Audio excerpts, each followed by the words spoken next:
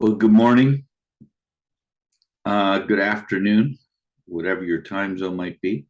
Um, I just want to say uh, hello to everyone. This is going to be a little bit, um, what's the word? A little bit more casual. It's been a very busy season here down. I'm in Kansas City today, but in the last week and a bit, I've been in New York, and I've just got back about 2:30 in the morning from um, the Abilene, Texas area. Um, and we're in this frame of mind as we prepare for 2023 and the things that we might do here in America, connected with what we would be doing in Israel with the Aliyah Return Center, connected to what we're doing, of course, with Return Ministries in Canada, with a variety of different partners, including with Altar of Prayer, which has been, pretty significant work in the ministry the last couple of years. Um, I was in New York the other day to meet with Dr. John Malindi. And some of you are familiar that Dr. John has been really instrumental since the very beginnings of a word that really inspired us to go forward together, working together with Africa, working together with Uganda, working together at a place of prayer and intercession with a word of, would the Africans, would he inspire and work with Africans to help bring prayer from the mountain to the valley? And for some of you who know, he's gone through a very difficult few years, his own health issues, that since about August 2020, he was in and out of the hospital almost every 2 weeks. He had three very key people in his ministry pass away, a spiritual son, a real partner up there on Prayer Mountain, Nora, as well. And I just can't imagine having to have lost his son 2 weeks before, talking about him succeeding him. And that was Gideon, who was also part of helping to get the altar prayer off the ground. And actually frame it with 3-hour watches that would include teaching. Very instrumental. But however, we know that we weren't able to have his participation because of sickness and because of a variety of other things. And ultimately, he was given 3 weeks to live with stage 4 cancer of the pancreas, and had a significant miracle in India. And I was really privileged to be able to hear him give, firsthand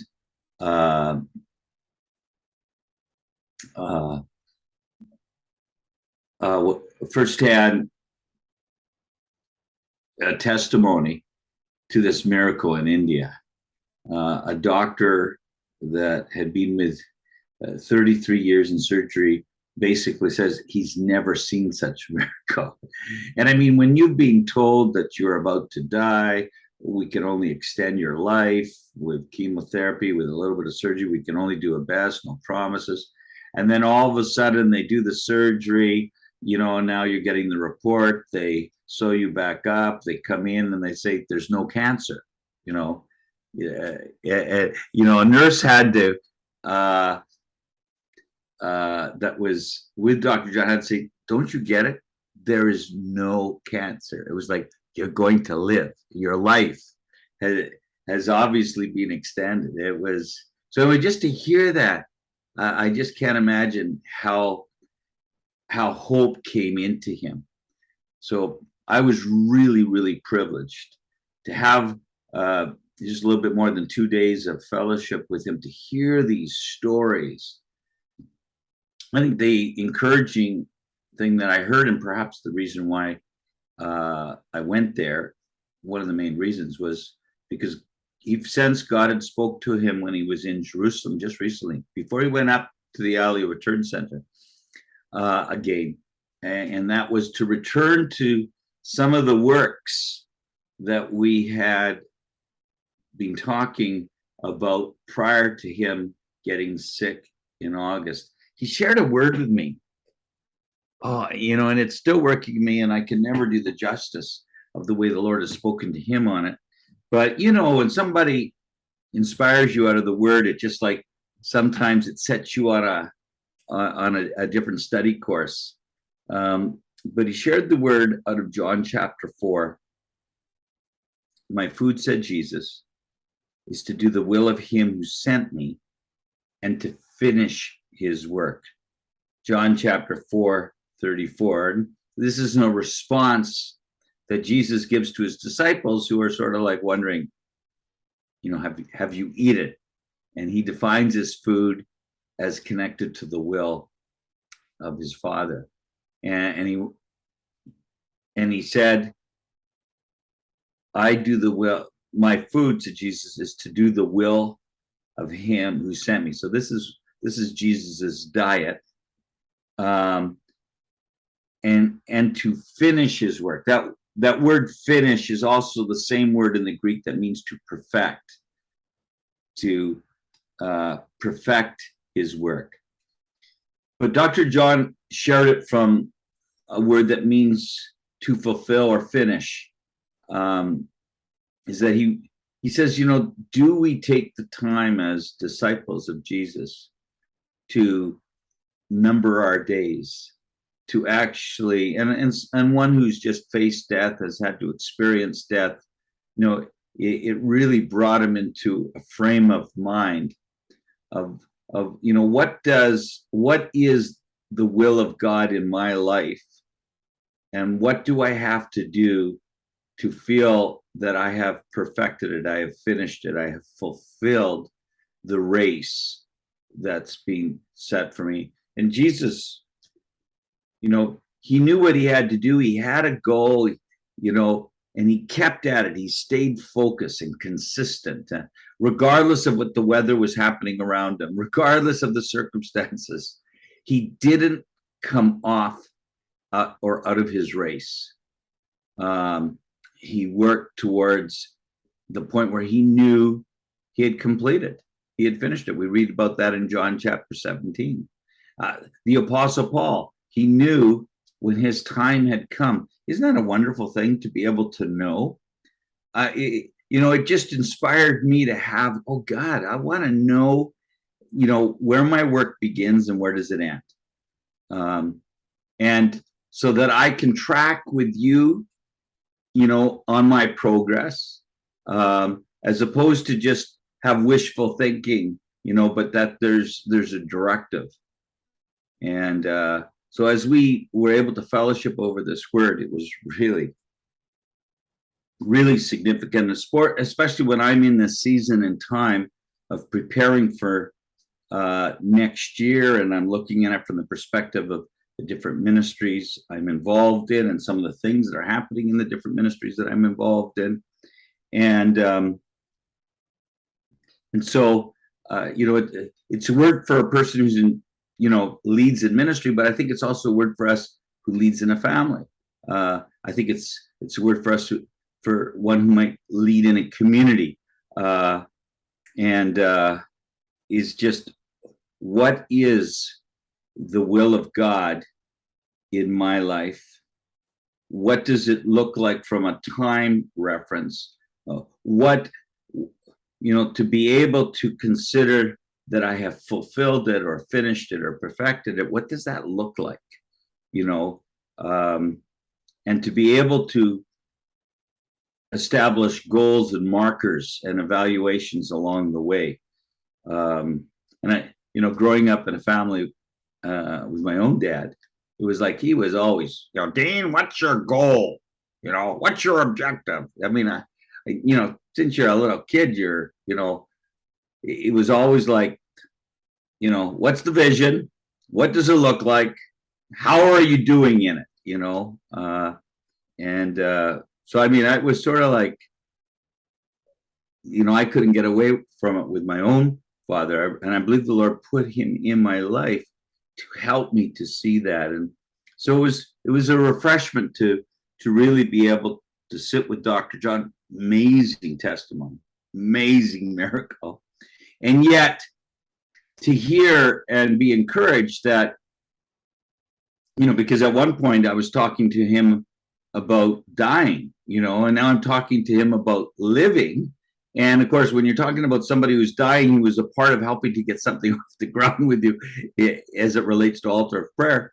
And, where there were signs and wonders even around that aspect. And then all of a sudden he's not going to be no longer. And now I'm talking to him and he's feeling the Lord is saying, we have a work to complete, let's talk about it. What's it going to look like in 2023? I want to have some discussion. I want to set my plans towards it and do it together. Obviously, it was very encouraging. But yet, just before going to New York, I was in a intercessory, intimate intercessory, prophetic marketplace couple days, Patty and I. And it was done with John and Patricia Bootsman. I shared a little bit with some of you, and I might just sort of take it a little bit deeper. And feel free to put in the chat any thoughts, because I'd like to sort of include us in this discussion of what we're sensing. But Benji, who's on the Shiloh property with us at Return Ministries here, some of you aren't aware, Shiloh here in Kansas City is like this oasis in the middle of Grandview, Missouri, minutes away from the International House of Prayer, the Global Prayer House. Has a couple lakes on it. And we are in the midst of restoring the retreat house to be using it as a program connected to what obviously we're doing in Israel, pray, stay, learn, and serve. And doing it right here in the midst of lots of worship, lots of intercession to help the intercessors that might be attractive to come to us, some of which may have come to us in Israel or even Canada, and maybe even rotate some of our interns specializing in different teachings at different locations. And so as we develop this here, we're on the same property on the far corner where Benji, who is responsible for all the watches and all the worship teams at the International House of Prayer, he came in to share with us as intercessors. And it was an amazing word that he gave. He wanted us to know that we are living in a Zechariah 3, 4, and 5 moment. He says we need to know as believers what time it is. It's sort of important to know what time it is when you're trying to know the will of God and how to perfect the work He's called you to be focused in. So anyway, he took us to. He started us off actually in Zechariah chapter 5. I'm not gonna. Yeah, I'm going to. I'll do the same. And in Zechariah chapter 5, we see a situation where there's a couple prophetic dreams that are given. As I go to it,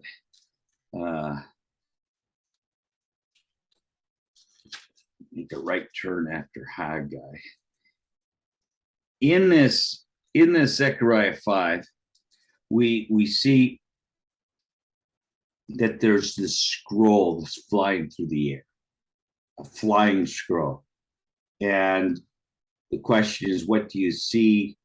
And Zechariah answers, I see a flying scroll.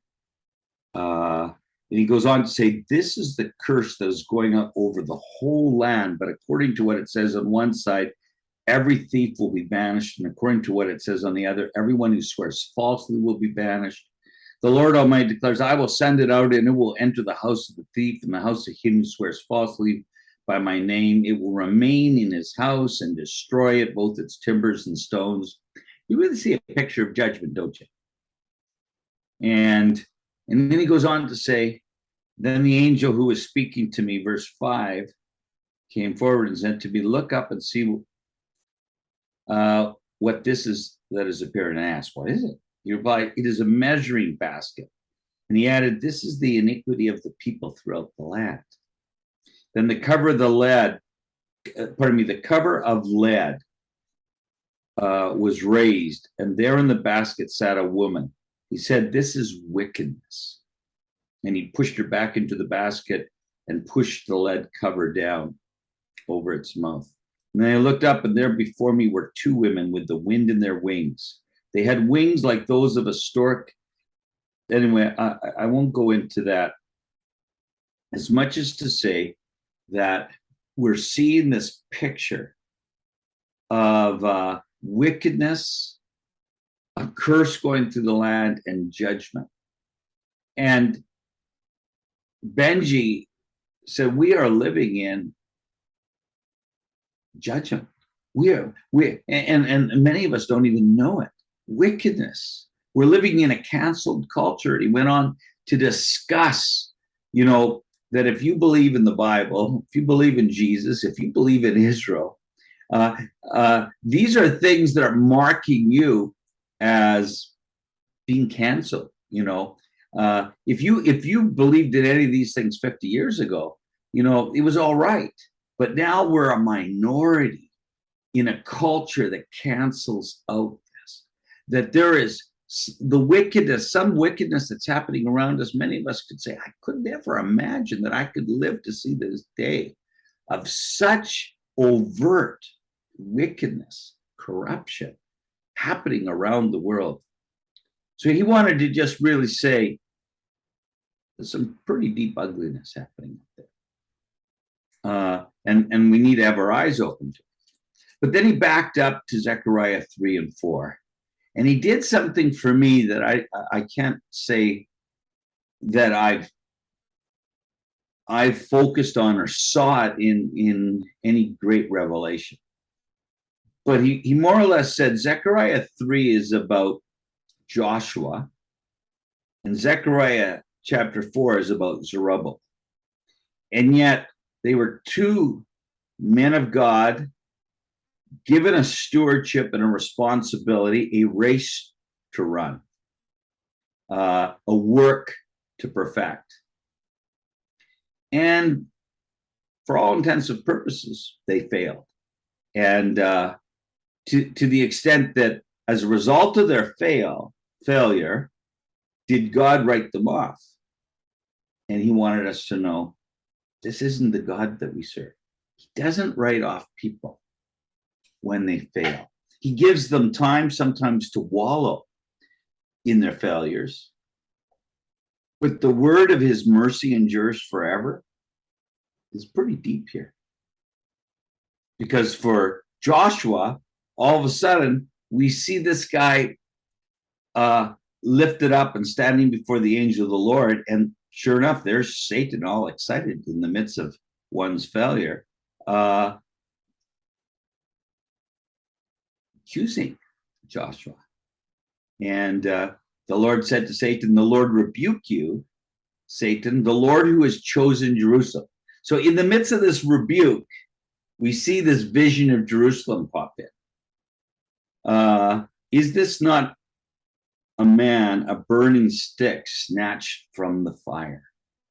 So even if this man had failed in his mission, and how did he fail? Well, Benji went on to share with us that, when it came to his step, Jeremiah, had given a word, a prophetic word, that the exile would last 70 years. And Daniel looks at his calendar and he goes, my God, the the 70 years has come. It's time to return home. And I think we know the rest of the story is that before you know it, one of the most wickedest dictators and leaders all of a sudden just goes, bingo. Oh, what can I do to help Jerusalem today? Oh, maybe they need that house of prayer again. And before you know it, there's a Zerubbabel and there's a Joshua, one who represents the priesthood, one who represents a governor. And these two come together. They both know their call and their purpose. And they are given gold and they are giving it to the stewardship. I would think that it would be Zerubbabel, who's responsible for the building project. He's our governor. Joshua is responsible for the priesthood, and they make aliyah. However, in the midst of their aliyah, they got the foundations of this temple, this house of prayer started, but they didn't complete it. And years go by, it's still not completed.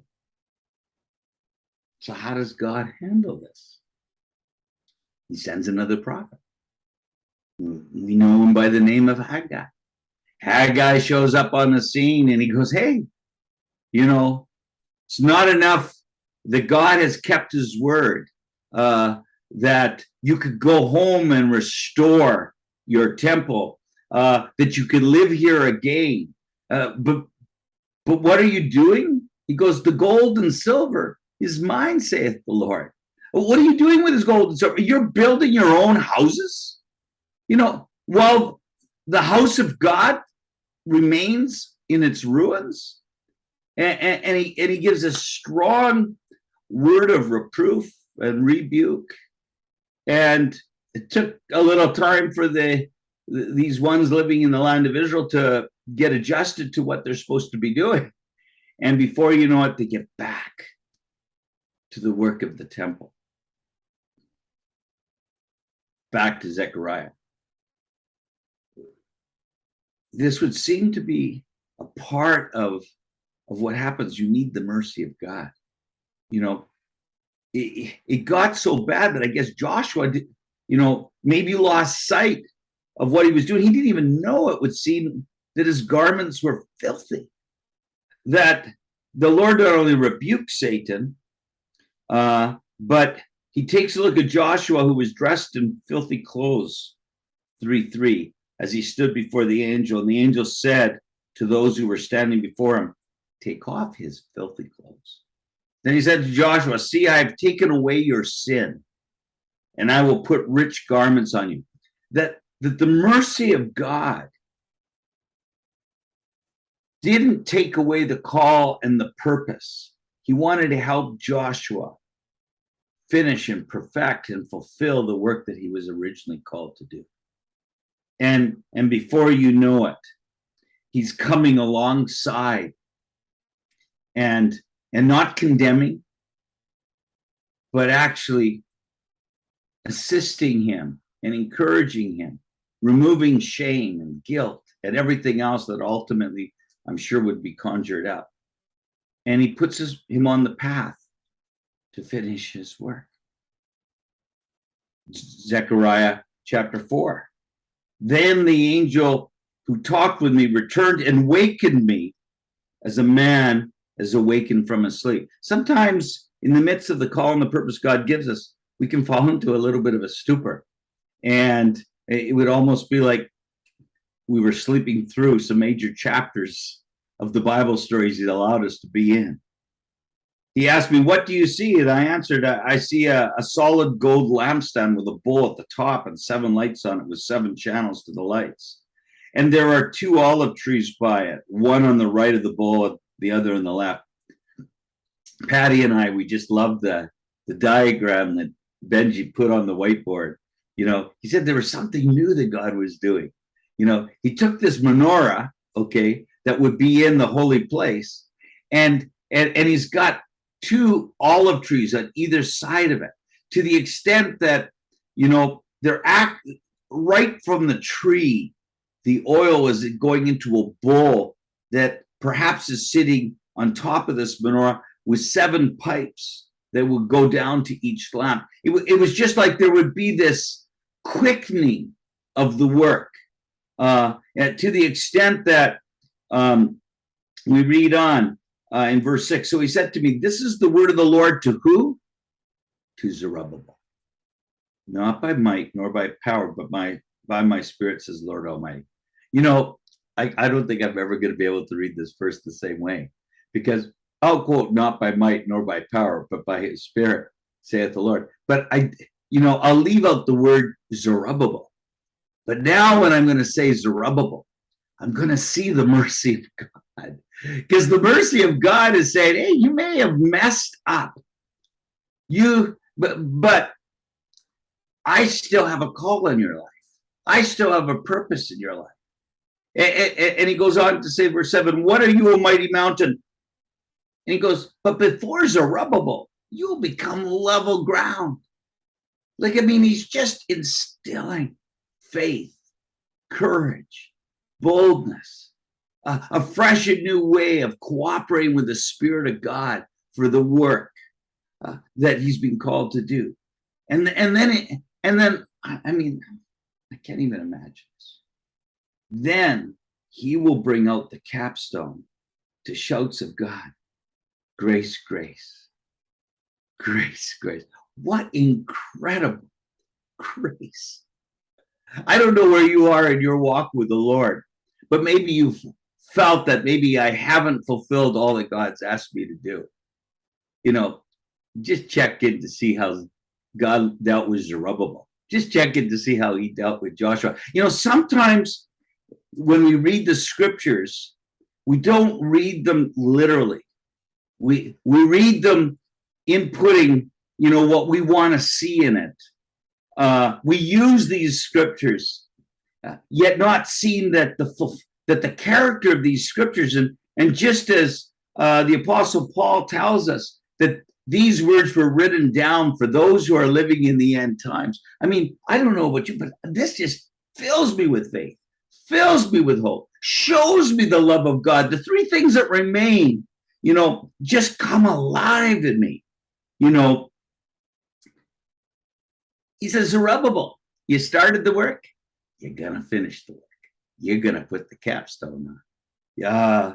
And then the word of the Lord came to me. The hands of Zerubbabel have laid the foundation of the temple. His hands will complete it. His hands will perfect it. Zerubbabel will finish his race. Then you will know that the Lord Almighty has sent me to you. This is a sign and wonder. It's almost like the Lord, it says in Romans 11, he bounds all men over to disobedience. But in the process of that, he might do that. But it doesn't mean he leaves them there. Then he comes alongside and says, let's do this together. Let's do this together. This is a cooperative effort. The God of the universe wants to work with little itty bitsy asses, to finish his work. That our food would be the will of God, and we wouldn't come off this diet. We would hunger and thirst for righteousness the day we would die. Verse 10 says, who despises the day of small things? Men will rejoice when they see the plumb line in the hand of Zerubbabel. Do you see how many times the name Zerubbabel is put through here? It's just like God is saying, you're not a failure in my eyes. Are you kidding? Well, what? How can my love ever leave you? How can my desires for you and the call and the purpose ever leave you? If you are today feeling at any point, I'm just not measuring up to God, oh boy, get rid of those thoughts. The devil would love you to hold on to those thoughts. He would just love you to just keep beating yourself up. Keep beating yourself up. Oh, let the accuser of the brethren come at you and just live in that mire, as opposed to just go, God, I am such a failure. I am such a one that just needs you. And from that place of humility, there's grace. The shouts of that temple, when Zerubbabel puts that capstone on, is grace, grace. I mean, this is about his grace. But yet there needs to be that humility. And in that humility to receive this, I mean, these are like huge secrets. They're not even secrets, maybe. They're principles of God. And we have been called to be a part of what bringing the Jewish people home, planting them in the land. God is showing us, get the prayer going. This needs prayer. This is big because Satan's doing everything he can to keep the captives at home. We're overcoming sickness. We're overcoming death. We're overcoming lots of, there's casualties along the way. There's this and that, and continually the Lord is saying, keep your eyes on me. Keep your eyes on me. Stay humble. Get more humble. Die to yourself. Pick up your cross and follow me. If I worked with Joshua, if I worked with Zerubbabel, I can work with you. These are things that, give us a hunger for the will of God. Give us a thirst for righteousness. That the only thing we want to live to do is the will of the one who sent us, and to perfect his work, to fulfill his work, to finish the race that's before us. And so, Father, I come before you this day. First of all, I want to thank you for the Dr. Johns up there, the Benjis out there, the people that are conduits of this oil, of this anointing, that opens up your word for us to be able to enter in to what you're asking us to do in this remarkable hour. And so, Father, I just really want to bless Dr. John. I thank you for the recovery that he's in, and just even as he says, he feels like a transformed man, excited to be back doing what was starting to do, even as it related to Israel and the ministry of World Trumpet Missions. And Father, we just say, show us how we do this together to glorify your name. Thank you for the Benji, Lord, who's got such a heart for worship, such a heart for reaching people around the world so as to be able to know what you're doing. And we thank you for such a blessed heart for Israel. Bless this man of God and his family. We just want to say thank you. You are an incredible God. Grace, grace. God bless it, God bless it. Grace, grace.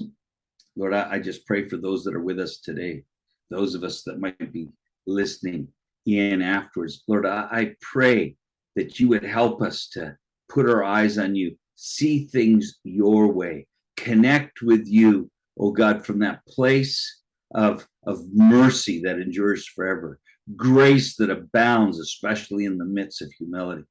Thank you, Father. Thank you that you will not leave us nor forsake us. Thank you for the Bible story you give each one of us to be a part of it. Show us our part. Help us be focused on our part. Help us, oh God, to love one another in the midst of this, oh God. Help us to take the way you deal with us. Help us to love one another, oh God, in the midst of. They will know we are disciples by the love we have for one another. Father, I thank you for continuing to take this deep in our lives, deep in our ministries. Help us, oh God, to be there for one another for the glory and the honor of your great name. Oh man. Oh man. Oh man. I'm looking, we got a few things in the chat there.